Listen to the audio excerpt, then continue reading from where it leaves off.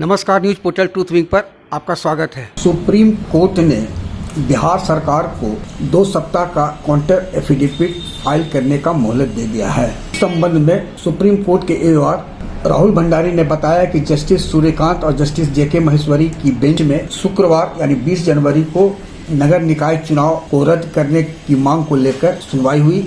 Supreme court में बिहार सरकार के स्टैंडिंग काउंसिल अभिनव मुखर्जी ने 2 सप्ताह का समय काउंटर एफिडेविट फाइल करने के लिए मांगा। अधिवक्ता राहुल भंडारी ने बताया कि उन्होंने स्टैंडिंग काउंसिल अभिनव मुखर्जी की बात को लेकर अपोज किया और कहा कि ठीक है, इन्हें समय दिया जा सकता है, लेकिन फाइनल डेट नन एमडी यानी नन मिसलेनियस डे को निर्धारित किया जाए और उसी दिन ये सुनवाई हो जाए। कोर्ट ने कहा कि ठीक है। राहुल भंडारी के अनुसार कोर्ट ने 2 हफ्ते का समय बिहार सरकार को दे दिया है और यह उम्मीद की जा रही है कि एनएम डे यानी नन मिसलेनियस डे में इस मामले में सुनवाई होगी। राहुल भंडारी ने यह भी बताया कि आज कई अन्य ने भी इंटरवेनर बनने के लिए कोर्ट में अपील की थी, जिसे कोर्ट ने स्वीकार कर लिया है।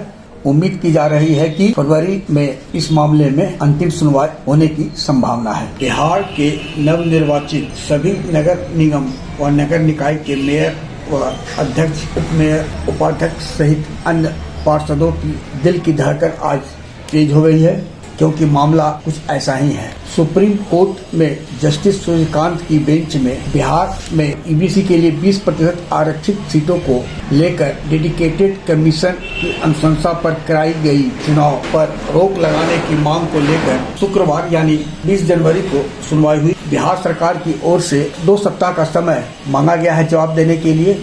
इस संबंध में मुख्य याचिकाकर्ता सुनील कुमार के अधिवक्ता व सुप्रीम कोर्ट के एओआर राहुल भंडारी ने बताया कि सरकार ने 2 सप्ताह का समय मांगा है बिहार सरकार ने शपथ काउंटर एफिडेविट देने के लिए। अब उम्मीद की जा रही है कि अगले महीने यानी फरवरी में इस मामले पर सुनवाई होगी।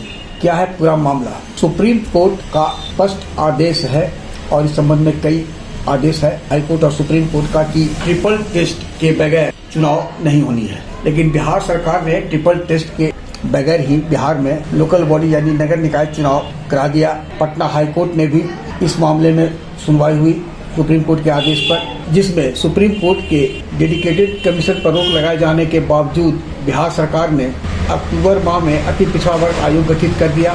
2 महीने के भीतर कमेटी अपनी रिपोर्ट सरकार को दी। इसके पहले ही मामला सुप्रीम कोर्ट पहुंच चुका था। सुप्रीम कोर्ट ने कमेटी को डेडिकेटेड कमीशन मानने से इनकार कर दिया। सुप्रीम कोर्ट के फैसले के बाद भी राज्य सरकार उसी कमेटी की रिपोर्ट के आधार पर राज्य निर्वाचन आयोग को चुनाव कराने की अनुशंसा कर दी, जिसके बाद चुनाव आयोग ने 18 और 28 दिसंबर को चुनाव करा दिया और रिजल्ट भी आ गया। हाईकोर्ट ने कहा था कि अति पिछड़ा वर्ग ईबीसी के लिए 20% आरक्षित सीटों को जनरल कर नए सिरे से नोटिफिकेशन जारी करें, लेकिन निर्वाचन आयोग की तरफ से बस चुनाव की तिथि को बदला गया। इसके अलावा किसी तरह का कोई बदलाव नहीं किया गया है, न ही आरक्षण की स्थिति में और न ही इलेक्शन नोटिफिकेशन जारी किया गया है। सुप्रीम कोर्ट के एओआर राहुल भंडारी ने बताया कि ईबीसी का गहन अध्ययन के बाद डेटा तैयार करना था, लेकिन इसके नाम पर बस खानापूर्ति की गई है।